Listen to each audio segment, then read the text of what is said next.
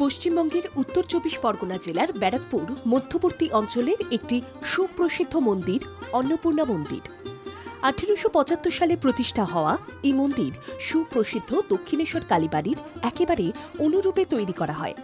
লোকমুখে প্রচলিত এই মন্দিরের আরেক নাম দ্বিতীয় দক্ষিণেশ্বর। এই মন্দিরের আরেক নাম চাণক মন্দির, কারণ ব্যারাকপুর টিটাগড় অঞ্চলের প্রাচীন নাম চাণক, সেই নাম অনুযায়ী এই নামকরণ। জানা যায় মন্দিরটি নির্মিত হয় বঙ্গীয় স্থাপত্য শৈলীর নবরত্ন মন্দির ধারায়। মন্দিরের প্রতিষ্ঠা করেছিলেন দক্ষিণেশ্বর মন্দিরের প্রতিষ্ঠাতা রানী রাসমণির ছোট মেয়ে জগদম্বা দেবী। এই মন্দিরের তৈরির পেছনে ইতিহাস অনেক লম্বা, তবে আপনি যেখানেই থাকুন একদিনের জন্যই মন্দিরে ঘুরতে আসাই যায়। আপনার বাড়ি যেখানেই হোক, ব্যারাকপুর পর্যন্ত এসে একটি টোটো করলেই সোজা মন্দিরে চলে যেতে পারবেন আপনি। আবার সেখানে দুপুরের খাবার ব্যবস্থা আছে। আপনি চাইলে এদের অন্নপূর্ণার প্রসাদ অর্থের মাধ্যমে কিনে সেটি গ্রহণও করতে পারবেন।